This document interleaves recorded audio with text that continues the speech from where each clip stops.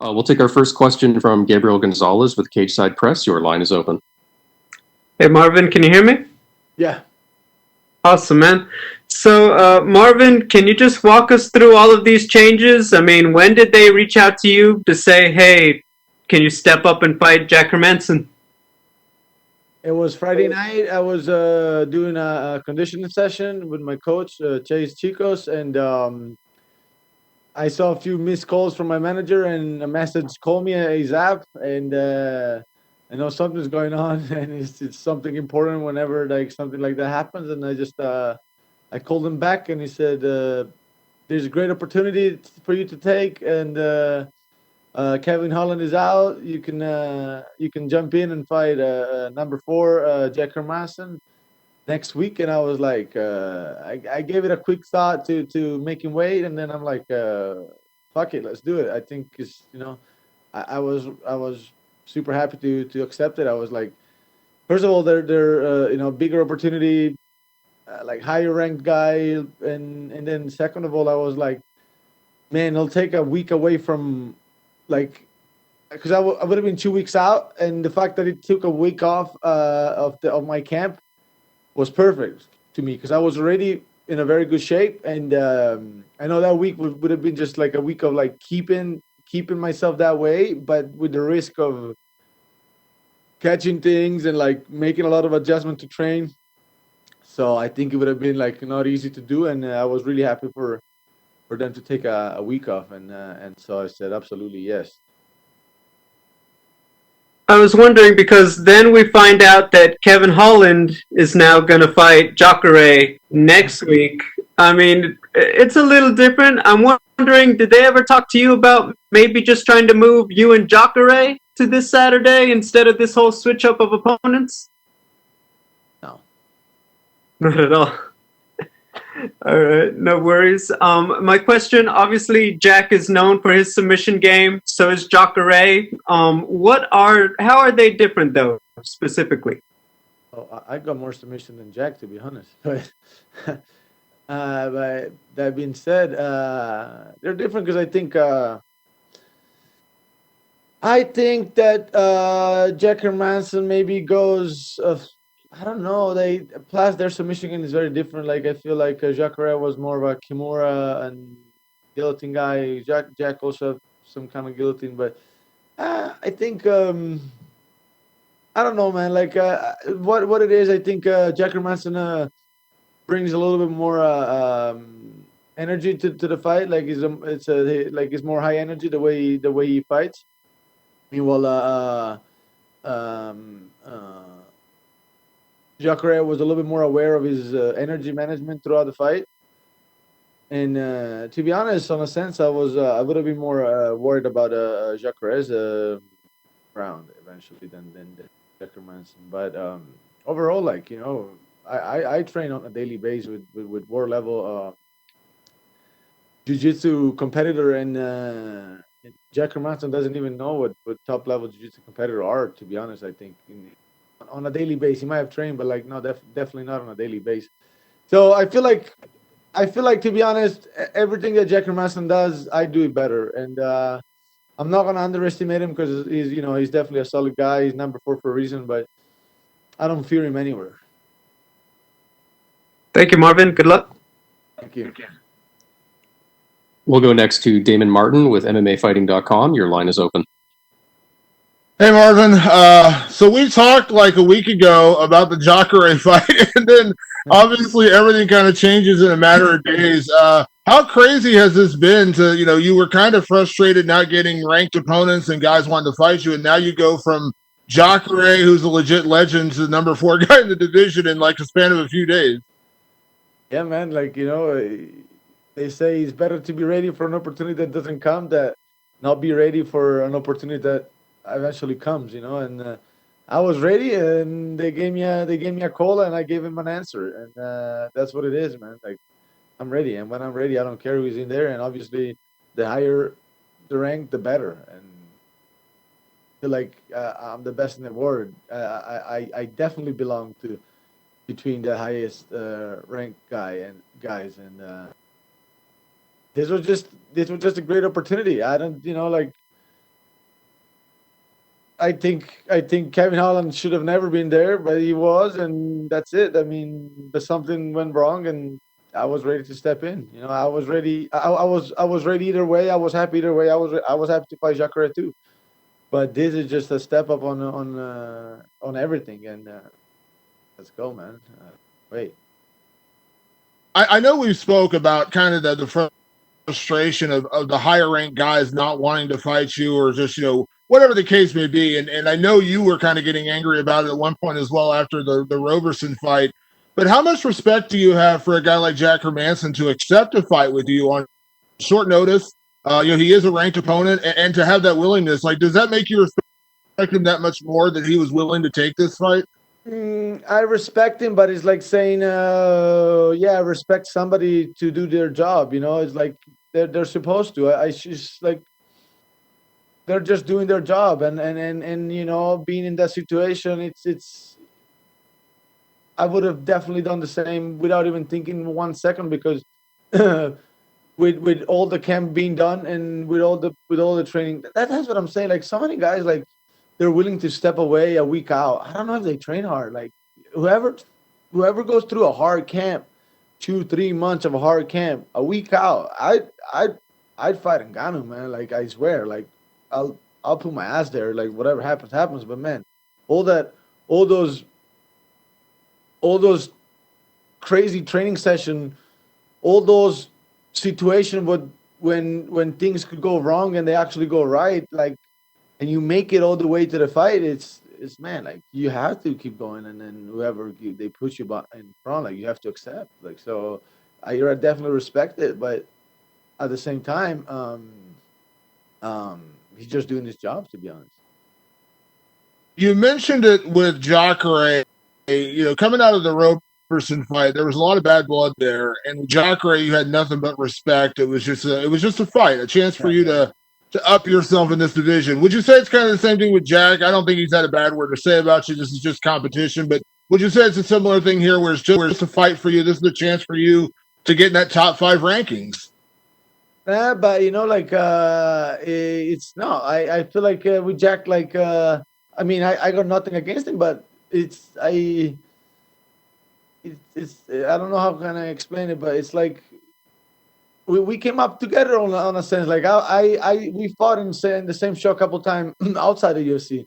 I saw him coming up. He saw me coming up. Like we're both hungry, and I mean, like of course, like I don't have to disrespect him, but it's different. Like with Jacare, I had a little bit more of a, I don't know, and again in the fight, nothing would have changed, but.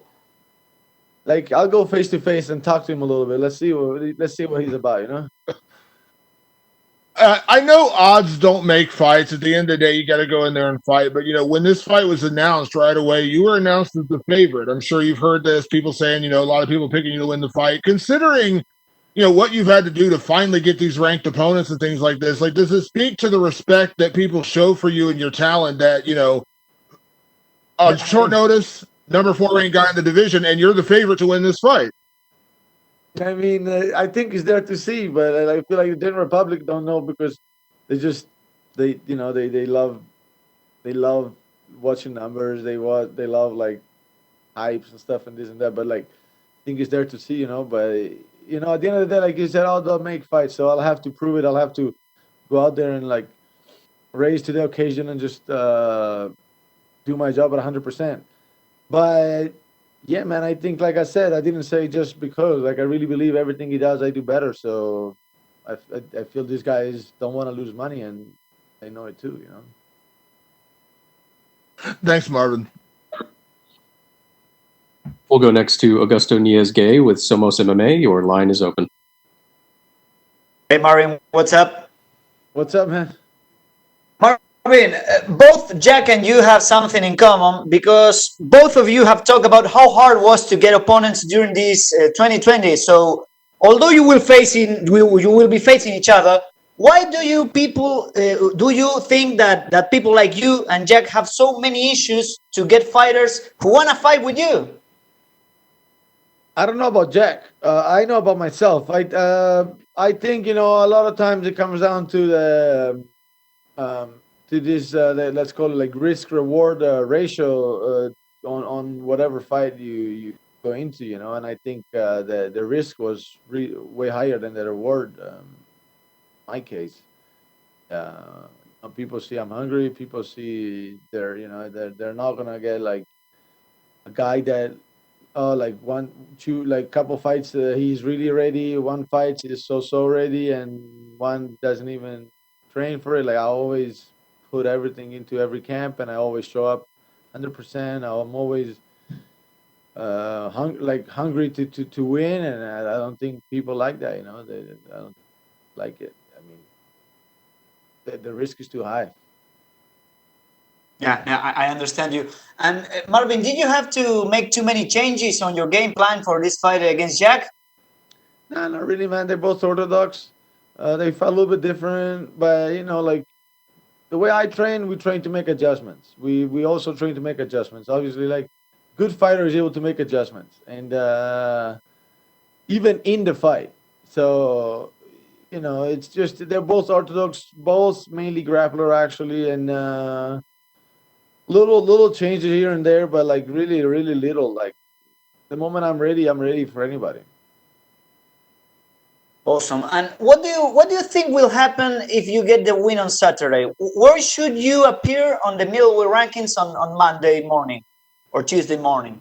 Well, I'm really focused on Saturday. I don't think about the after too much, but I should definitely be on the top five. And every time they talk about title contention, my name will be mentioned. I'm sure about that. So that's where I will be, and the rest will play out itself. And do you think that UFC will make you face someone else for the number one contender spot in case you win, or you should be the next title challenger? We'll see. We'll see. We'll see. We'll see. The me and Stylebender will definitely have to meet again, and that I think is definitely the fight to make. We had such a close fight first time. I think I won. He thinks he won. Either way, he has to run. He has to be run back, and that's that's fact, and that will happen. So we'll see if this is gonna happen right away. Great. If I have to put somebody else on my record, that's fine too. I'm a man of my word. Like if this situation, like I've been calling out people and telling them that sometimes we have to fight, even if the fight is not the one that we've been like after a while the fight that we've been wanting forever is not coming up, and I'll do the same. Like if they tell me that I have to be out, like if they make me wait forever to get the title shot or something, I'm definitely gonna get another fight in between. Okay, and talking about that, I want your opinion as a middleweight. What do you think about the possibility of Adesanya going up to the light heavyweight division to challenge Jan Blachowicz? It's bullshit. I think it's kind of bullshit. I think I think this guy just thinks it's too much. Like he just thinks like I don't know. He can do whatever he wants. In reality, like to me, he still didn't prove much. He's like his last fight, yeah, was good, but it was mainly like I feel like Costa beat himself. He beat his own self going into that fight. We, the fight before, he barely he on my eyes was one of the worst title fight ever, and he I think basically lost against Yoromir, so he didn't really prove much. But the media, they're all over him, and the main thing, to be honest, I think there's not much of a great hungry opposition in the top five at the moment. We got Robert Whitaker just coming out a win with Jared Cannonier, saying that yeah, he's interested but really not, and he's just worried about like he's just looking forward to just enjoy Christmas, which is totally understandable. But man, he was like what, October, November, like yeah, of course, like you can enjoy, but at the same time, man, if you're really about getting the title back, you should be hungry for it. And so that I think like like number one contender is not that hungry anymore, and opposition like strong real hungry opposition is not there. And after Saturday there will be. So So he better stay and not play around, going around like heavyweight this and that, or yeah, well, not gonna go into that, but like or stay and face me. Okay. Awesome, Marvin. Thank you very much, and good luck on Saturday. We'll go next to Omar Mert with S Sport. Your line is open. Marvin, Yep. do you think this win, if you win, this win will be enough for you to rematch with Adesanya, or you have to win another one? I just said that, buddy. I just And about it. and if you can't get Adesanya, let's say, who is the best matchup for you? Or Costa or Connor or Whittaker? I like no I think Costa is a very good matchup for me. But yeah, either of them it's good. I like all of them. Okay, thank you. Good luck on Saturday. We'll go next to Jordan Ellis with Low Kick MMA. Your line is open. Hey Marvin, I'm just curious, as when Darren Till initially pulled out, was this fight ever an option? Did it ever come up that you might be able to fill in then rather than them go to Kevin Holland, who's outside the rankings? No, right away they didn't. Right away they didn't. No. And in terms of you and your team, to fight Jack Hermansson, so I had a fight. so was you dead set on doing that fight when you seen them going outside the rankings to get Kevin Holland? Was you not kind of telling your team that I would love this opportunity? I was just like, man, how like people are on Kevin Holland, and I'm like, these guys shouldn't be there. But I was like, yeah, well, I really object, you know. And as a Because if Kevin Holland gets ranked that high, it's just a shit show. Like, why would I kind of laughed, but I was like, I got to give him that he's active, that he keeps fighting and whatever, man. Like, these times are a little bit weird, but it was a little bit funny to me. But I was not angry. I was not like upset about it because I had a fight. I was happy about fighting Jack Hermansson, man. Yeah, and as a guy who's been kind of chomping at the bit to get these big fights for quite a while now, what did you make of it when Hermansson's coming out and saying, 5 ranked guys have turned me down, and then he has to go outside the rankings to get anyone to step up and face him? Wait, what? What did you make of Hermansson saying 5 ranked middleweights turned him down before Holland had to step up? I don't know about it. I haven't read about it. This shit happens, man. This shit happens all the time. Like it happens. I don't know why. Like happens. Like either time. Like nowadays, some people are just like I called them before on a tweet. They're campers. I don't know. They said they set their head on one guy that I think they match up perfectly with.